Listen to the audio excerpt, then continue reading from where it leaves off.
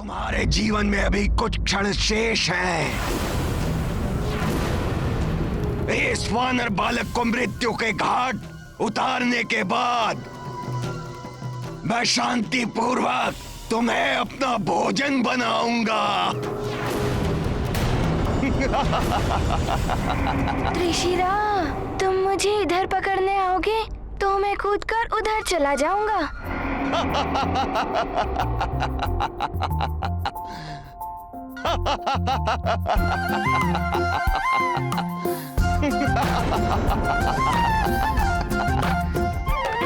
ये लो वानर बालक।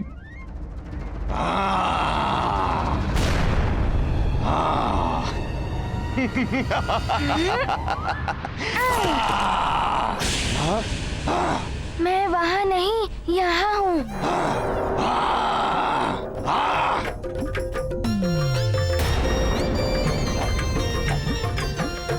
आओ आओ, पकड़ो मुझे।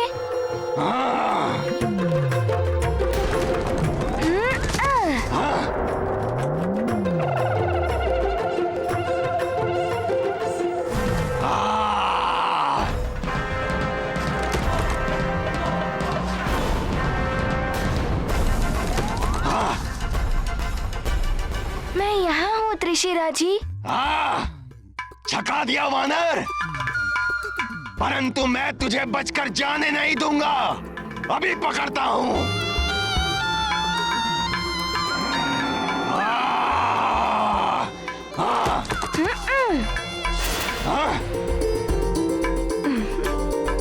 हनुमान को इस असुर को चकमा देने में आनंद आ रहा है, परंतु अभी एक क्षण भी गंवाना उचित नहीं है। सूर्य की किरणें क्षीण हो रही हैं। दिन छिपने से पहले ही मुझे इन अंडों का उपचार करना होगा, अन्यथा इसको विष रहित करने का मेरा उद्देश्य पूर्ण नहीं हो पाएगा। परंतु इस असुर से कैसे छुटकारा पाऊं?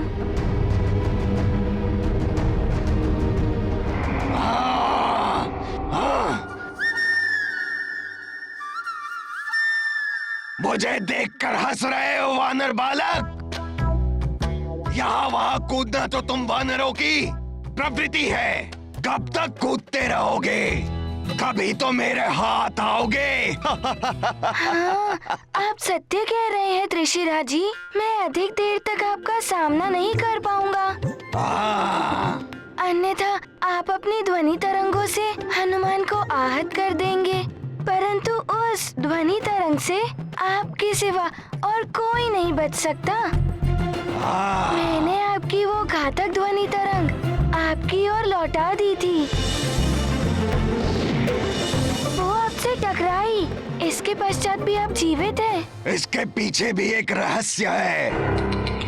जब तक त्रिशिरा के शरीर का एक भाग धरती में स्थित रहेगा, उसका संहार करना असंभव है। इसीलिए मैं अपने शरीर का एक भाग धरती के भीतर रखता हूँ। त्रिशिरा स्वयं ही मेरी युक्ति में फंस रहा है। अर्थात आपका संपूर्ण शरीर धरती के बाहर हो, तभी आपका वध हो सकता है। और बिना त्रिशिरा के इच्छा के बिना कोई भी बलपूर्वक उसके शरीर को धरती से बाहर नहीं निकाल सकता। इसीलिए मेरी मृत्यु असंभव है, असंभव। ये अकस्मात हनुमान को क्या हो गया है? वो उस दुष्ट असुर से इतनी बातें क्यों कर रहा है?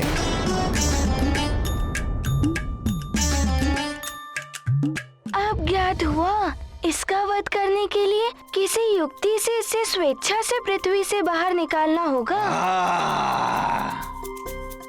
इसे पृथ्वी से बाहर निकालने का उपाय भी सूझ गया। त्रिशिरा जी, यदि आपको इसे प्राप्त करना है तो थोड़ा ऊंचा उठकर ले लीजिए। मैं वचन देता हूँ, यदि आपने इसे छू लिया तो मैं इन्हें लेने से रोकूंगा नहीं। अंडे खाने के लिए मैं कुछ भी कर सकता हूँ।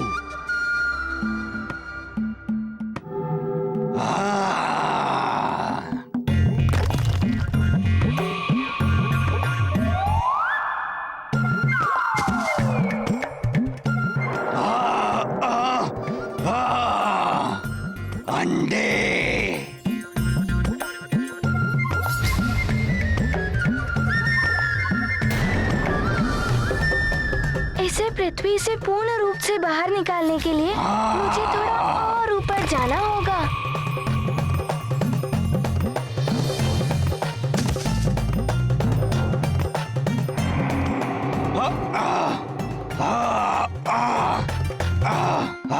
एक बार पुनः प्रयास कीजिए।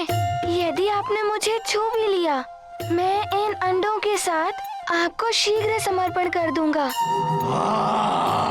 हनुमान क्या कर रहा है? इसके सामने समर्पण करने का अर्थ है कि हनुमान की मृत्यु। तो प्रतीक्षा किस बात की? अभी छूकर तुम्हें अपना भोजन बनाता हूँ।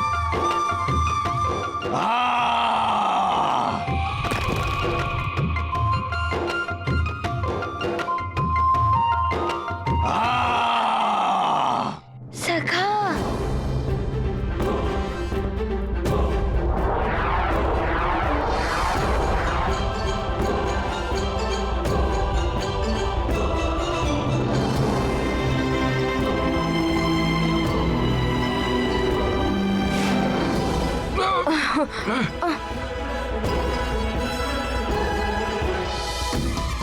कुछ तो युक्ति लगा रहे हैं हनुमान भैया। हाँ, मुझे भी ऐसा ही प्रतीत हो रहा है। अरे ये क्या कर रहे हो? छोड़ दो मुझे। इसीलिए कहते हैं त्रिशरा कि लालच बुरी बला है। तुम हम तीनों को आराम से खाकर अपनी भूख मिटा सकते थे, किंतु लोभवश तुमने वो किया जो तुम्हारे जीवन के लिए घातक है। छोड़ दो मुझे। मैं धरती के बाहर अधिक देर तक जीवित नहीं रह पाऊंगा। मैं तुम्हें वो प्राप्त करा दूंगा जिसके लिए तुम यहाँ आए हो। मैं सत्य कह रहा हूँ, मेरा विश्वास करो। हनुमान, इस असुर को कदापि मत छोड़ना, अन्यथा इसका जीवन सुरक्षित होते ही ये पुनः हमारे मार्ग में अवरोध उत्पन्न करेगा। हमारे पास अधिक समय नहीं है हनुमान। हाँ हनुमान, अब सूर्य कभी भी अस्त हो सकता है। इसको छोड़ने का अर्थ है हमारा उद्देश्य कभी भी पूर्ण नहीं होगा। त्रिशिरा, तुमने दूसरों को अनेकों कष्ट दिए। उनको कितनी पीड़ा हुई होगी इसका पता तो तुम्हें अब चल रहा होगा।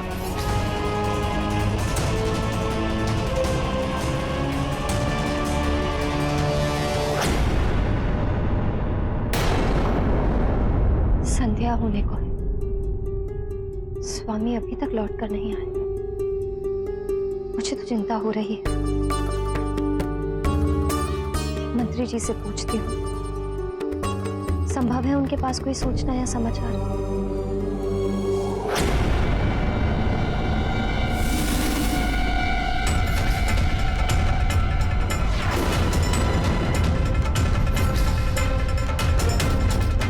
ये सुमेरु की सेना तो नहीं,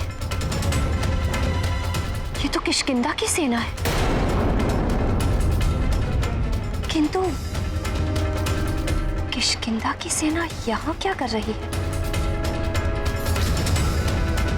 कहीं किष्किंधा ने सुमेरु पर आक्रमण तो नहीं कर दिया? यदि मेरा संदेह सही है और किष्किंधा ने महाराज और पुत्र हनुमान की अनुपस्थिति में सुमेरु पर हमला कर दिया, तो मैं क्या करूंगी?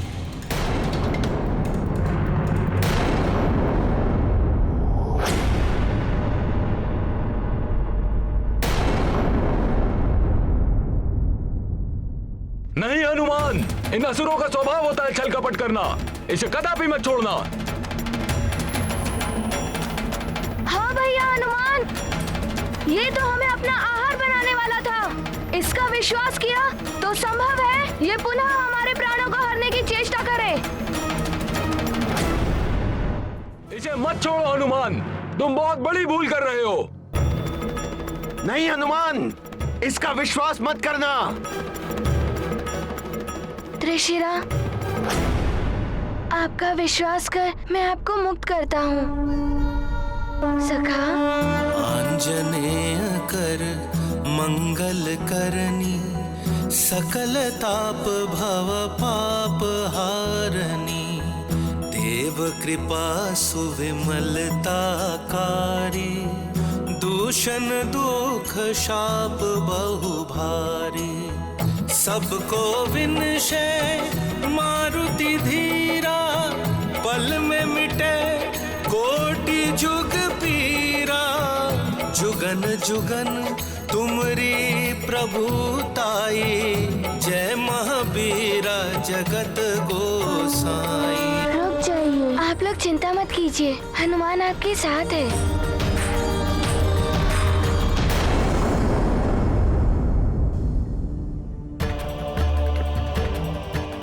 मैं आपका कृतज्ञ हूँ हनुमान। आपने मुझ पर विश्वास कर मुझे श्राप मुक्त कर दिया। मिथ्या बोलना और लोगों का विश्वास तोड़ना यही मेरा स्वभाव था, इसीलिए मैं श्रापित हुआ। सदियों से इस रूप में भटक कर अन्य जीवों को मैं प्रताड़ित करता रहा, परंतु आज आपने मुझ पर विश्वास कर मुझे मोक्ष प्रदान किया है। आप धन्य हैं हनुमान।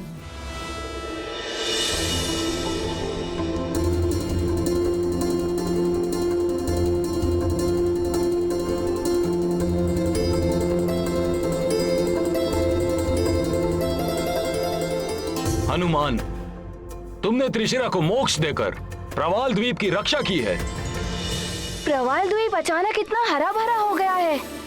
ये द्वीप पहले जैसा हो गया है तो हमारे लिए विशैलकर्णी पुष्प को ढूंढना और सरल हो गया है, परंतु समय तीव्र गति से निकलता जा रहा है। हमें शीघ्र ही अपना कार्य संपन्न करना होगा। हाँ, हनुमान भैया सही कह रहे हैं। इन अंडों का स्याह पड़ता रंग इसका संकेत है कि इन पर विष का प्रभाव बहुत अधिक हो गया है।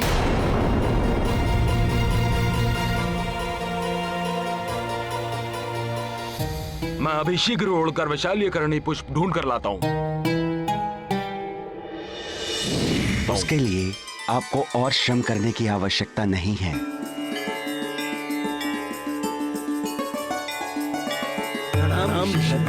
कल्याण हो। प्रणाम ऋषिवर। कल्याण हो। हनुमान, तुमने मुझे और संपूर्ण प्रवाल द्वीप को त्रिशिरा के आतंक से मुक्त किया है,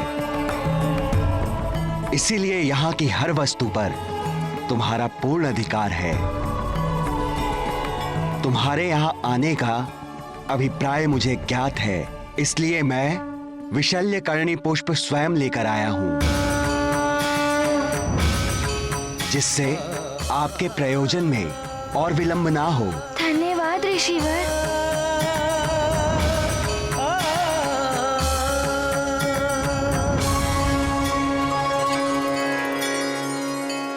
अब तुम सब शीघ्र ही स्वस्थ हो जाओगे। सूर्यास्त होने ही वाला है, हमारे पास बहुत ही अल्प समय है।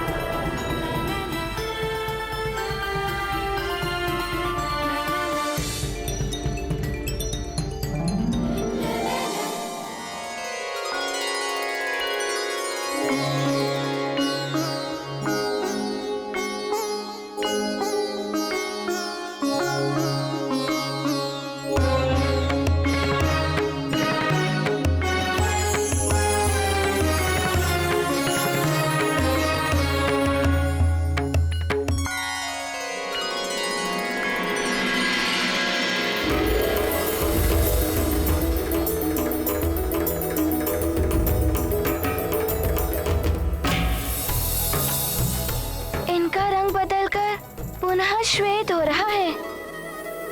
हमारे अंडों पर से विष का प्रभाव समाप्त हो रहा है। हनुमान भैया ने असंभव को संभव कर दिखाया।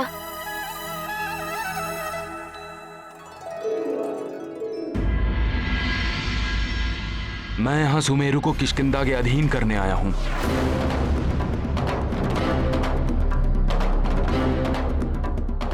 यदि सुमेरु समर्पण कर दे तो यह कार्य शांतिपूर्वक हो सकता है, अन्यथा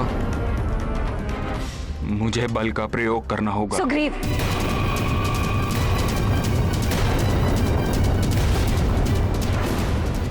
हम तुम्हारे बहुत आभारी रहेंगे हनुमान। समस्त गरुड़ लोक सदैव तुम्हारा आभारी रहेगा हनुमान। तुमने इन अंडों की रक्षा कर हम गरुड़ों के भविष्य को बचाया है। मैं चाहता हूँ कि तुम हमारे साथ गरुड़ राज्य चलो, जहाँ सब गरुड़वासी तुम्हारा अपने प्रति आभार व्यक्त कर सकें हनुमान।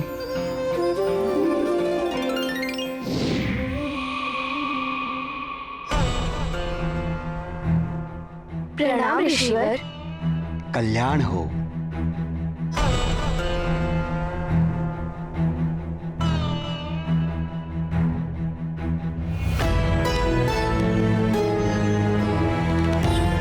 प्रणाम माताओं। देवियों, आप सबको यहाँ देखकर मैं चकित हूँ। मुझे आप सबसे भेंट की अपेक्षा नहीं थी। महाराज, हमें अंडों की चिंता सता रही थी, इसलिए हमने निर्णय लिया और आपके पीछे पीछे चली आई।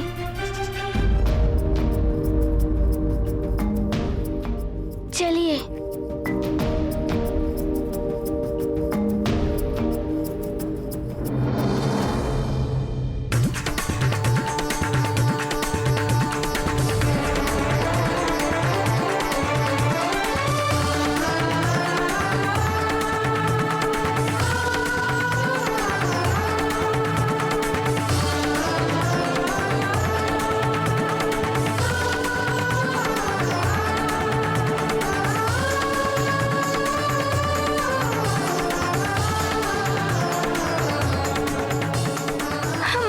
सुरक्षित है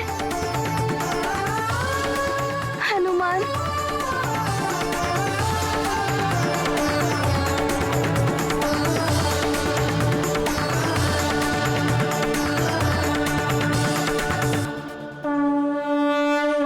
है सुफल अंजनी कुमारा, गरुड़ लोक आनंद अपारा। सकल मातु हर्षित हो रही, अति उत्साह ममता जल बही। हनुमन को सुधी आई मैया, अचल नेहरू आंचल छैया। कह जाना निज मातु समीपा, नेह जननी तिरलोक अनूपा। हनुमान, हम सब जीवन भर आपकी ऋणी रहेंगे। एक पुत्र ने अपनी माता के लिए कार्य किया है, इसमें ऋण क्या? मैंने तो मात्र अपना कर्तव्य निभाया है।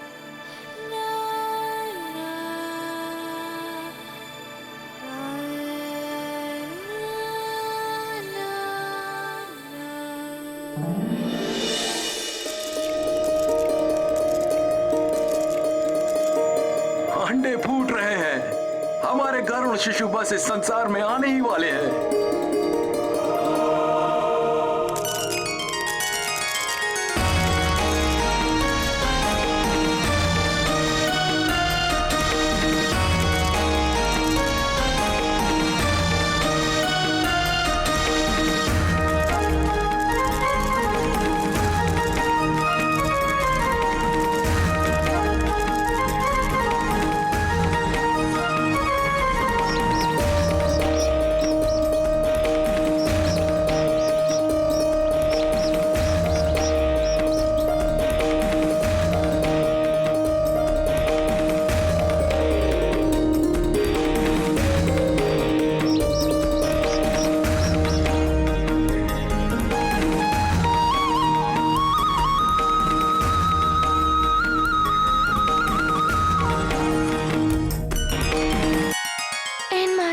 दर्शन करके मुझे भी अपनी माँ के पास जाकर दुलार करवाने की इच्छा हो रही है।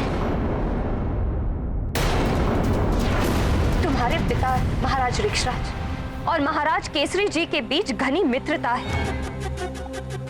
ऋक्षराज के परिवार को महाराज केसरी ने अथवा मैंने कभी भी अपने परिवार से पृथक नहीं समझा। अनेकों बार स्वयं अपने हाथों से तुम्हें भोजन परोसा है मैंने, फिर भी तुम ऐसा कर रहे हो, वो भी तब जब स्वयं महाराज केसरी और मेरा पुत्र और तुम्हारा प्रिय मित्र हनुमान यहाँ उपस्थित नहीं है।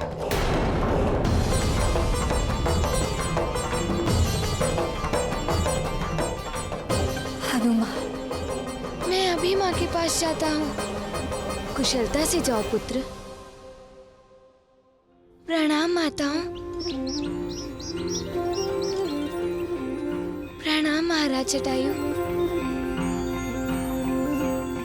प्रणाम ऋषिवर।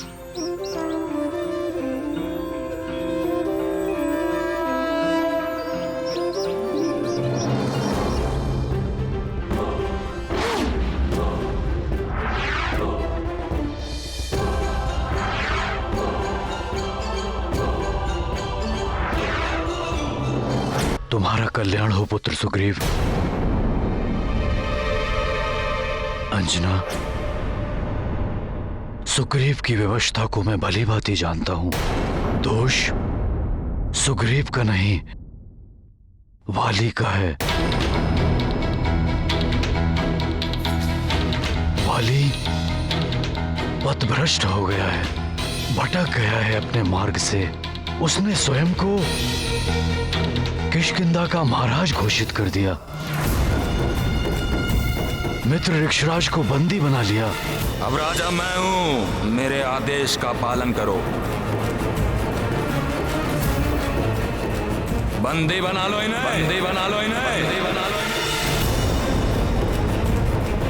उसी ने भेजी है सेना सुग्रीव के साथ। जाओ और सुमेरु को अपने अधीन कर लो, और यदि काका केसरी तुम्हें रोके तो उन्हें भी समाप्त कर दो। काका केसरी जी, जब से वाली भैया की मित्रता रावण से हुई है, तब से उन्होंने सारी मर्यादाओं को भुला दिया है। सर्वप्रथम आप उस वानर बालक के समान शक्तियां प्राप्त करें युवराज वाली। मेरी मित्रता स्वीकार कर लीजिए युवराज। हम दोनों मिलकर उस वानर बालक को परास्त कर सकते हैं। अब आपके समस्त स्वप्न पूर्ण होंगे महाराज बाली। महानता के शीर्ष पर आपको पहुंचाएगा आपका मित्र रावण।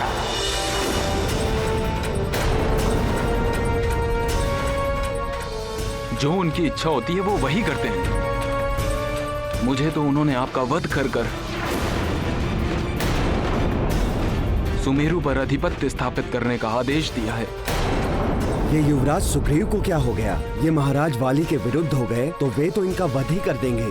कुसंगति मनुष्य की बुद्धि और उसका विवेक हर लेती है।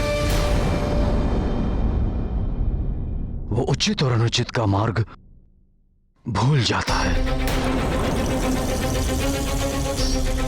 मर्यादा और धर्म के मार्ग को भूलकर कुपथ के मार्ग पर अग्रसर हो जाता है।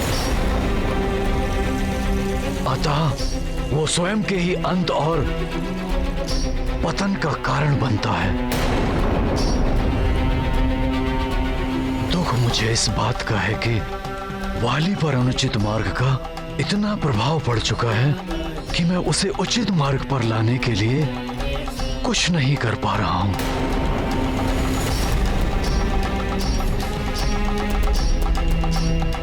काका केसरी, तब पूर्ण करने के पश्चात वाली भैया अत्यंत ही शक्तिशाली हो गए हैं। उनका विरोध करना असंभव है, इसीलिए मैं भी उनका आदेश पालन करने के लिए बाध्य हूँ। सावधान!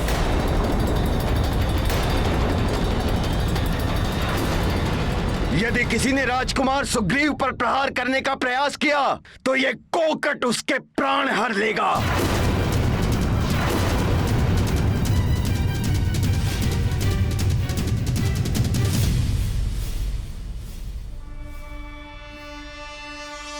हनुमान,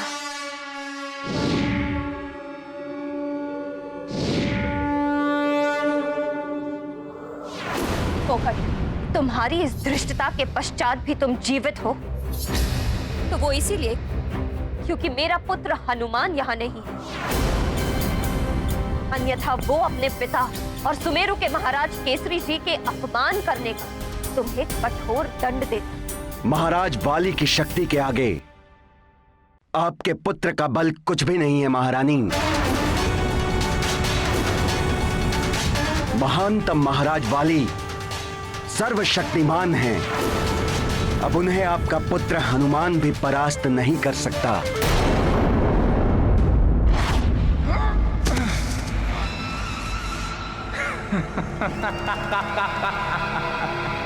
महानतम वाली की शक्तियों में और भी वृद्धि हो गई है। यद्यपि वाली महानतम उड़ नहीं सकता, किंतु ऋषि कुंभज की सहायता से महानतम वाली अब पहले से अधिक स्फूर्ति के साथ एक स्थान से दूसरे स्थान तक वहां अवश्य ही पहुंच सकता है। मरकट हनुमान, वाली की प्रतीक्षा कर। वाली को तुझसे द्वंद्व युद्ध करके तुझे पराजित करने से कोई नहीं रोक सकता।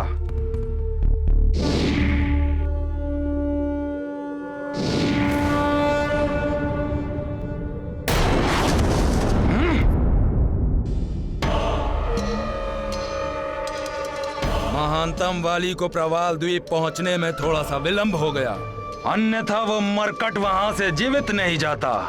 निसंदेह वो त्रिशिरा का वध करके सुमेरु ही गया होगा।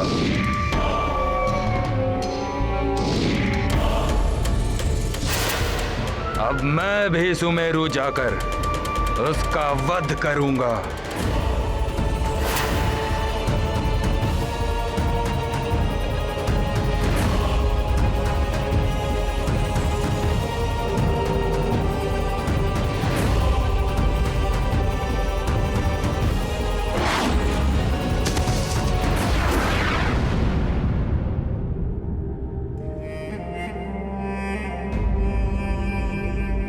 इतने समय पश्चात मैं अपने पिताश्री के स्नेह और माँ की दुलार से वंचित रहा था, किंतु आज उनके इस सुखमय दर्शन के लिए कितना अधीर हो रहा हूँ। मैं शीघ्र आ रहा हूँ माँ और पिताश्री आपसे मिलने।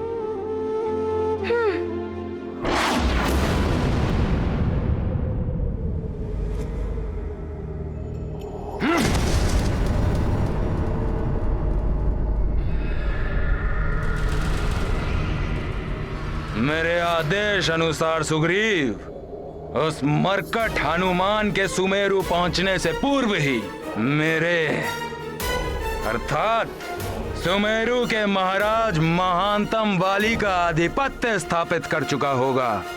काका केसरी जी, यह सब मेरे लिए भी इतना ही दुखद है जितना आपके लिए, परंतु मैं विवश हूं। यदि मैं किष्किंधा के वर्तमान महाराज वाली भैया के आदेश से बंधा नहीं होता तो मैं स्वप्न में भी आपका शत्रु बनकर आपके या प्रिय मित्र हनुमान के राज्य में कभी प्रवेश करता ही नहीं। सुग्रीव, मैंने अपने मित्र ऋक्षराज को वचन दिया है कि मैं वाली का अहित नहीं करूंगा, उसे सन्मार्ग पर लाने की चेष्टा करूंगा। इसीलिए मैं कारागृह से उसे बिना बताए चुपचाप उसका सामना किए बिना चला आया, किंतु मैं उसकी अधीनता स्वीकार कर लूं, यह मुझे स्वीकार नहीं। मैं अपने राजधर्म से बंधा हुआ हूं। सुमेरु की रक्षा करना मेरा कर्तव्य है। काका केसरी, मैं ये युद्ध टालने का प्रयत्न कर रहा हूँ। यदि हम शांतिपूर्वक सहमत हो जाएं तो... सुमेरु को अपने अधीन करने के लिए तुम मुझे सहमत नहीं कर सकते सुग्रीव।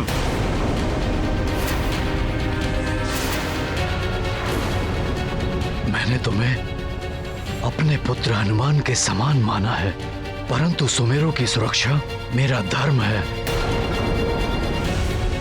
मैं सुमेरु की स्वतंत्रता नष्ट होने नहीं दे सकता। यदि तुम उसके लिए बाध्य हो तो अपना धर्म निभाओ, युद्ध करो मुझसे, रणभूमि में पराजित करो मुझे। महाराज केसरी जी, मैं महाराज वाली की आज्ञा का अवमानना नहीं होने दूंगा। शांति पूर्वक किष्किंधा की अधीनता स्वीकार कर लीजिए, अन्यथा मैं आपका वध करके किष्किंधा की प्रभुता स्थापित कर दूंगा।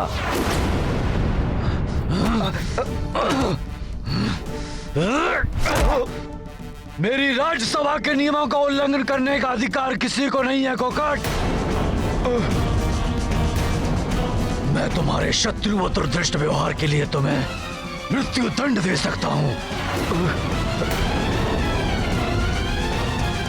तुम इस समय पुत्र सुग्रीव और मेरे मित्र ऋक्षराज के प्रतिनिधि हो।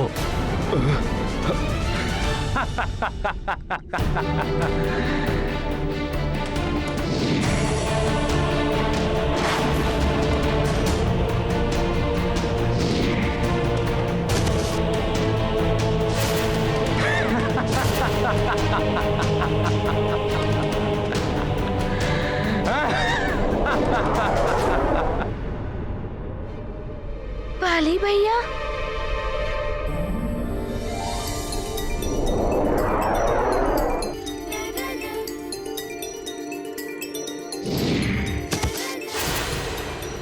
कितना सुखद आश्चर्य है। वाली भैया, लगता है उनकी तपस्या पूर्ण हो गई है। वाली भैया,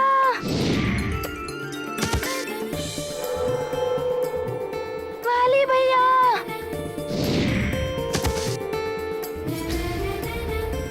वाली भैया, वाली भैया।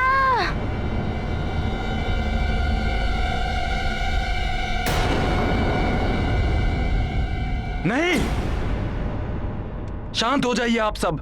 कोई किसी पर वार नहीं करेगा, कोई युद्ध नहीं होगा यहाँ पर। सुग्रीव, हम सब वाली का शुभ चाहते हैं। उसमें निहित उसके समस्त सद्गुणों को निखरता हुआ देखना चाहते हैं।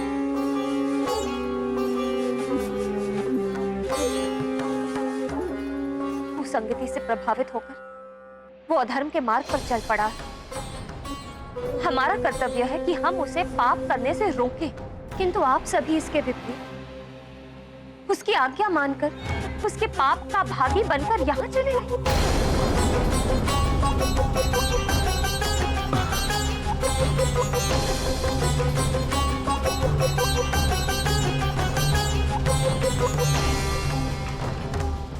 वाली भैया, वाली भैया। यहाँ तो कोई भी दिखाई नहीं दे रहा है।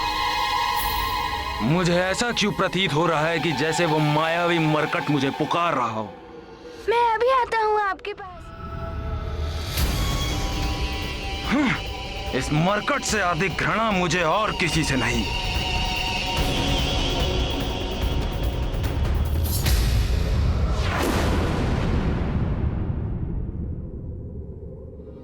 वाली भैया प्रणाम। वाली भैया, मैं तो अपनी माताश्री और पिताश्री से मिलने सुखद कल्पना से खोया सुमेरु चला जा रहा था, परंतु मार्ग में आपके दर्शन होंगे, इसकी तो हनुमान ने कल्पना भी नहीं की थी। वाली भैया, आप यहाँ कैसे और आपकी तपस्या कब पूर्ण हुई? कहाँ जा रहे हैं आप? आप मेरे साथ चलिए ना सुमेरु। हम दोनों साथ चलकर माँ और पिताश्री को चकित कर देंगे। सुमेरु पहुंचकर चकित तो तुम होते हनुमान, परंतु अब तुम स्वयं मेरे सामने आए हो, तो इस बार मैं तुम्हें बचकर नहीं जाने दूंगा। आप ये तो बताइए, आपको अपनी तपस्या से क्या वरदान प्राप्त हुआ? अवश्य ही कोई बड़ा वरदान प्राप्त हुआ होगा, इतनी घोर तपस्या जो की है आपने। जब वाली तुम्हारी आदि शक्ति प्राप्त कर उनका प्रयोग तुम्हारे ऊपर ही करेगा, तब तुम्हें स्वतः ज्ञात हो जाएगा कि मुझे क्या वरदान मिला है। वाली भैया, आप मेरे प्रश्नों का उत्तर क्यों नहीं दे रहे हैं? वाली भैया, आप मुझसे बात नहीं करना चाहते तो मत कीजिए, परंतु अनुज के समान हनुमान को अपने गले से तो लगाइए।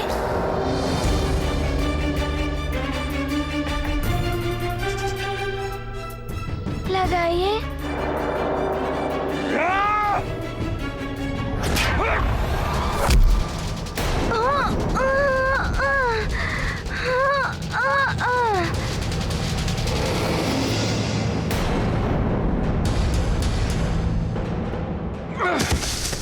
वाली भैया वो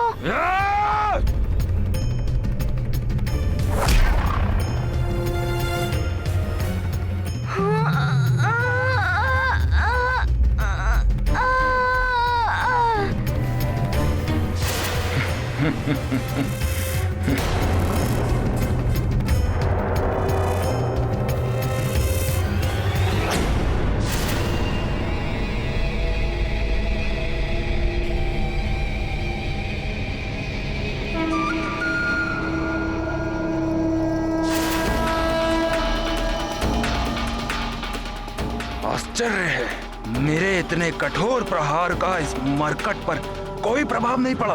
वाली भैया, हनुमान से कोई अपराध हुआ है क्या जो आप उसे दंड दे रहे हैं? यदि अपराध भी हुआ हो तो उसे अनुज की भूल मानकर हनुमान को क्षमा कर दीजिए ना। तुम्हारे अपराध का दंड मृत्यु है मरकट। ओहो, मैं अब समझा।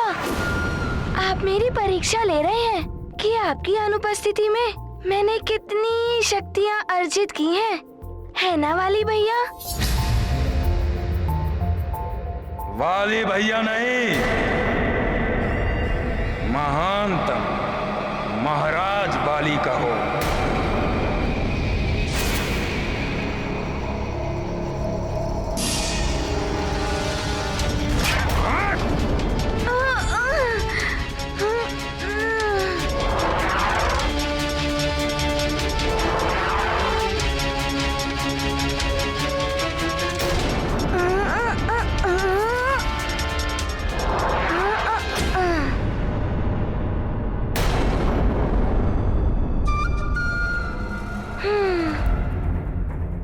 वरदान प्राप्त करने के पश्चात जिससे भी मैंने युद्ध किया है उसकी आधी शक्ति तुरंत मुझ में समाहित हुई है, परंतु इस मरकट के साथ ऐसा क्यों नहीं हो रहा है?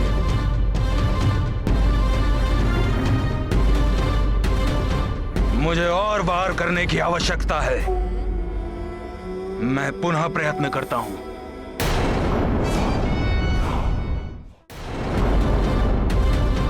मुझे और वार करने की आवश्यकता है। मैं पुनः प्रयत्न करता हूं।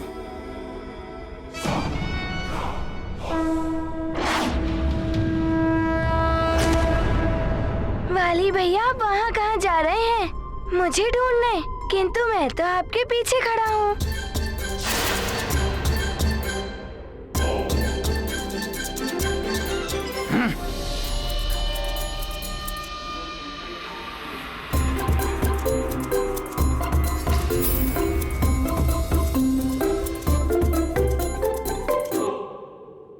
अब इस पर मेरे इस वार के पश्चात इसकी आधी शक्ति मुझे अवश्य प्राप्त होगी।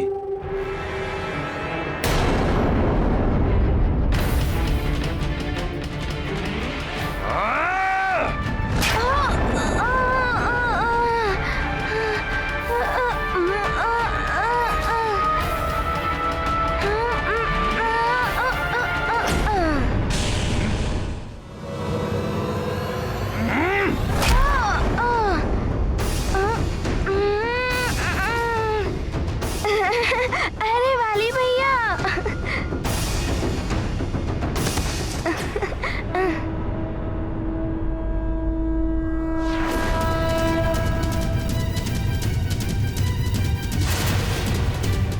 वाली भैया, और कितनी परीक्षा लेंगे मेरी? वार पर वार कर रहा हूँ, परंतु इसके पश्चात भी इसकी आधी शक्ति इससे निकलकर मुझ में विलीन क्यों नहीं हो रही है? वाली भैया, कब तक परीक्षा लेंगे मेरी? अब तो बताइए।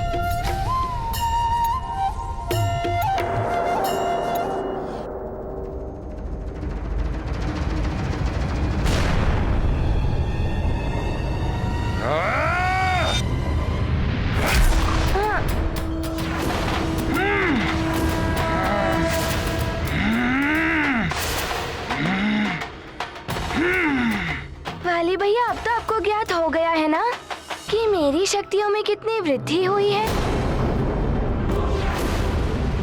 अब आप ये परीक्षा समाप्त कर दीजिए, अन्यथा आप थक जाएंगे। बिना इसकी शक्ति प्राप्त किए इस मरकट को पराजित करना महानतम वाली के लिए भी कठिन है।